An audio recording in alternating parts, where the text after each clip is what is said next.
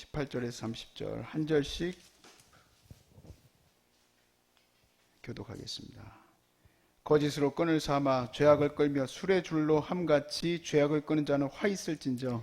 그들이 이르기를 그는 자기의 일을 속속히 이루어 우리에게 보게 할 것이며 이스라엘의 거룩한 이는 자기의 계획을 속히 이루어 우리가 알게 할 것이라 하는도다. 악을 선하다 하며 선을 악하다 하며 흑암으로 광명을 삼으며 광명으로 흑암을 삼으며 쓴 것으로 단 것을 삼으며 단 것으로 쓴 것을 삼는 자들은 화 있을진저. 스스로 지혜롭다 하며 스스로 명철하다 하는 자들은 화 있을진저. 포도주를 마시기에 용감하며 독주를 잘 빚는 자들은 화 있을진저. 그들은 뇌물로 말미암아 악인을 의롭다 하고 의인에게서 그 공의를 빼앗는도다. 이로 말미암아 불꽃이 그루터기를 삼킴같이 마른 풀이 불 속에 떨어짐같이 그들의 뿌리가 썩겠고 꽃이 티끌처럼 날리리니 그들이 만군의 여호와의 율법을 버리며 이스라엘의 거룩하신 이의 말씀을 멸시하였습니다. 그러므로 여호와께서 자기 백성에게 노를 바라시고 그들 위에 손을 들어 그들을 치신지라. 산들은 진동하며 그들의 시체는 거리 가운데 분토같이 되었도다. 그럴지라도 그의 노가 돌아서지 아니하였고 그의 손이 여전히 펼쳐져 있느니라. 또 그가 기치를 세우고 먼 나라들을 불러 땅끝에서부터 자기들에게로 오게 하실 것이라. 보라, 그들이 빨려 달려올 것이로되 그 중에 곰핍하여 넘어지는 자도 없을 것이며 조는 자나 자는 자도 없을 것이며 그들의 허리띠를 풀리지 아니하며 그들의 끈은 끊어지지 아니하며 그들의 화살은 날카롭고 모든 활은 당겨졌으며 그들의 말굽은 부싯돌 같고 병거 박히는 회오리 바람 같을 것이며 그들의 부르짖음은 암사자 같을 것이요 그들의 소리지름은 어린 사자들과 같을 것이라.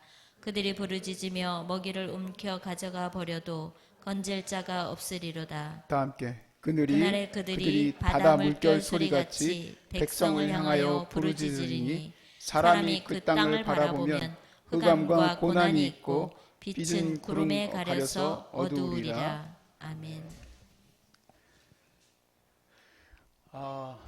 여러분, 제가 여기에 이제 서기까지의 과정을 조금 말씀을 드리려고 해요.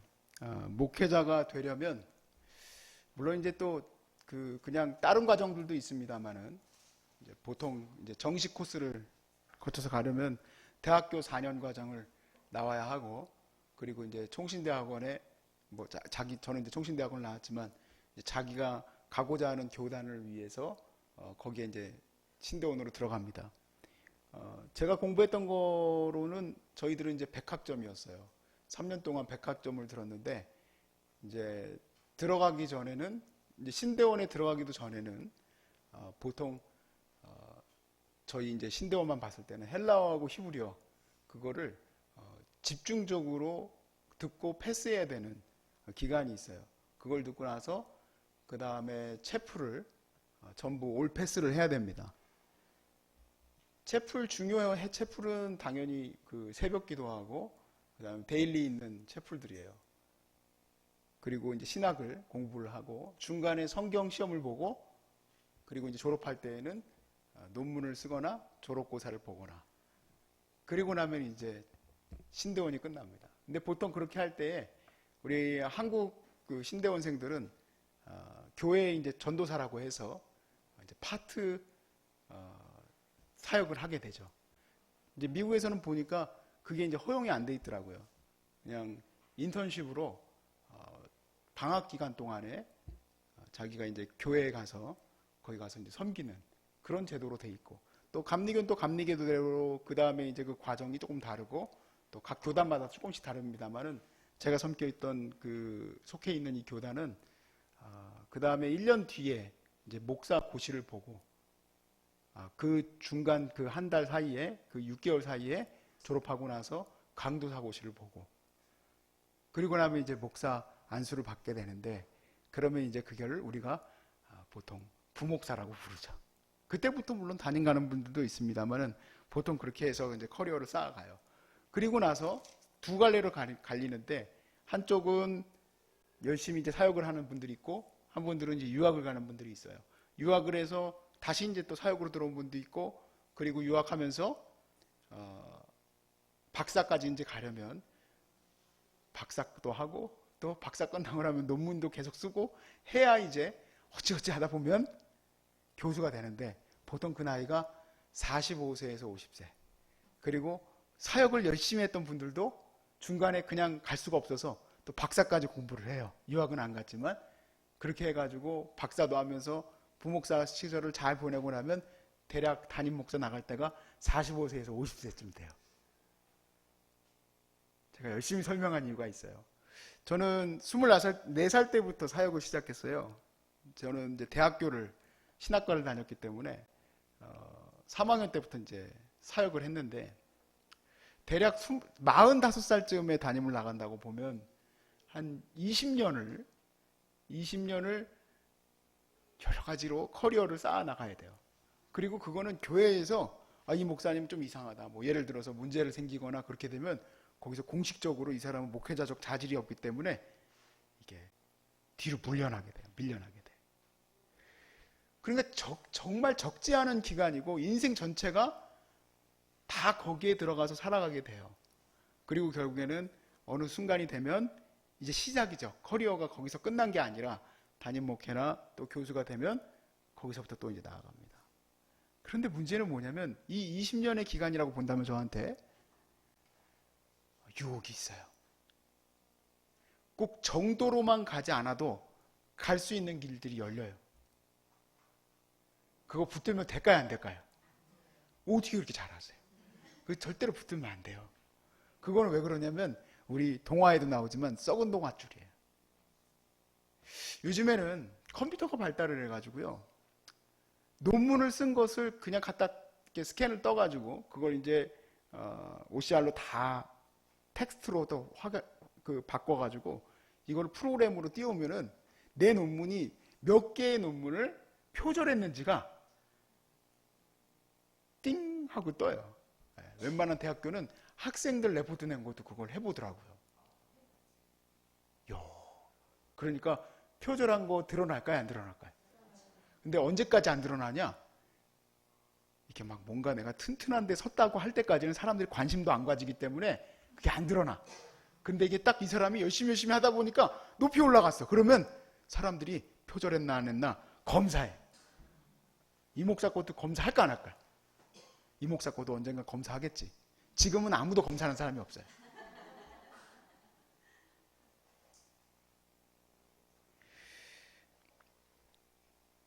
그뿐만 아니라 또 학력 위조한 것도 다 언젠간 드러나요. 요즘 시대는 그렇지만 여러분, 요즘 시대가 그렇기 때문에 그 사람들이 그런 식으로 거짓 동아줄을 가지고 하면은 언젠가 다 드러나니까 그렇게 살지 마라, 그런 얘기가 아닙니다. 오늘 성경에서는 하나님이 뭐라고 얘기하시냐면 하나님이 그들을 박살내시겠다는 거예요. 그 거짓된 그 커리어를 하나님이 부수시겠다는 거예요. 오늘 이 말씀의 18절을 보시면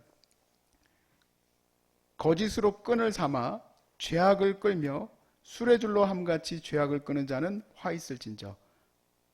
거짓으로 끈을 삼고 죄악을 끌며 수레줄로 함같이 죄악을 끄는 자는 하나님의 진노가 임할 것이다 라고 얘기를 합니다.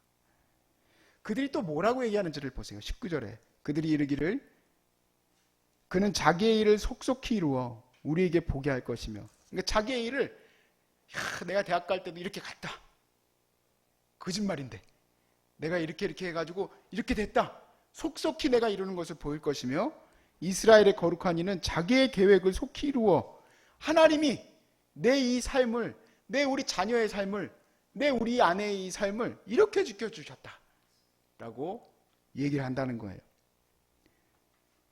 우리가 알게 할 것이라는도다. 사람들은 또 다 그런 줄 알았지. 그 사람이 또 그렇게 잘 나온 줄 알았고 그 사람이 또 그렇게 잘 상도 받은 줄 알았지. 근데 결국에 보니까 어때요? 다 거짓이었어. 이건 요즘에 하는 얘기 같이 들리잖아요. 근데 이게 이스라엘을 향해서 하고 계신 말씀, 유대를 향해서 하고 계시는 말씀. 우리는 사실 열심히 삶을 살아가다 보면은 그 삶이 두 개로 가는 것도 대단한 삶입니다. 요즘은 뭐 두 개로 가는 사람들도 많이 있어요. 이 정도 내 커리어를 쌓다가 중간에 바꾸고 다시 다른 인생을 사는 사람들이 많이 있죠. 100세 인생이니까 그렇게 해서 삽니다. 근데 보통 대부분은 한 인생 살죠. 한 인생. 우리 인생이 정말 짧아요. 근데 이 한 인생을 살면서 어떻게 거짓 동아줄을 붙들고 가다가 떨어지냐 이 얘기예요. 높이 올라갈수록 떨어지는 그 아픔은 더 크겠죠. 그 아픔은 더 커요.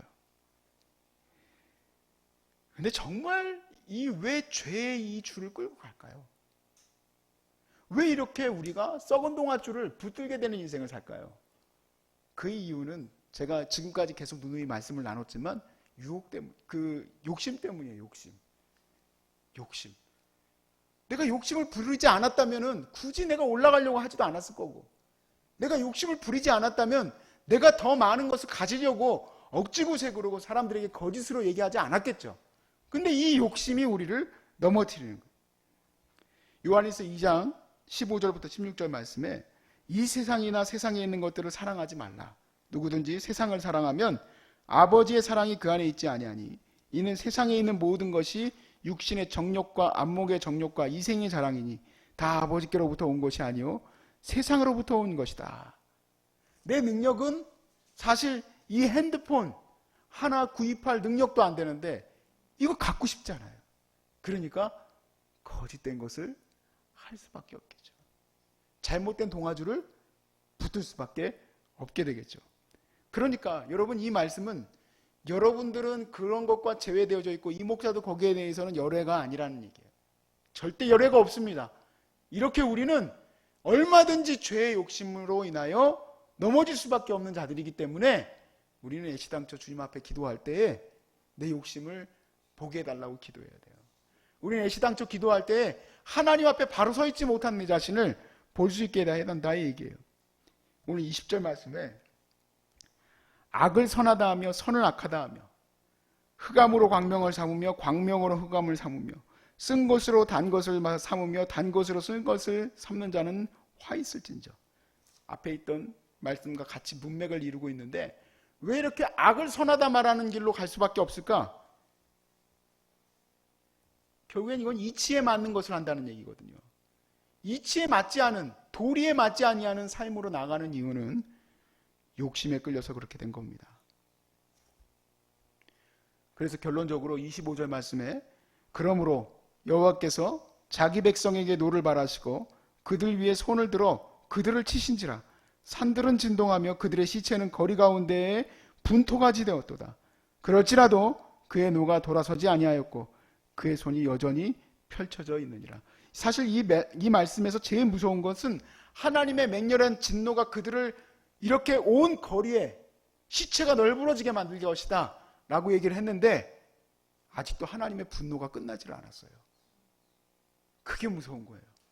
이게 끝난 줄 알았단 말이에요. 이렇게 코로나가 이렇게 난리가 나가지고 온 세계가 이렇게 어려워질 것으로 끝날 줄 알았는데 홍수가 나기 시작한, 그걸로 끝날 줄 알았더니 성경에 보니까 모든 나라로부터 그들을 다 불러들이리라.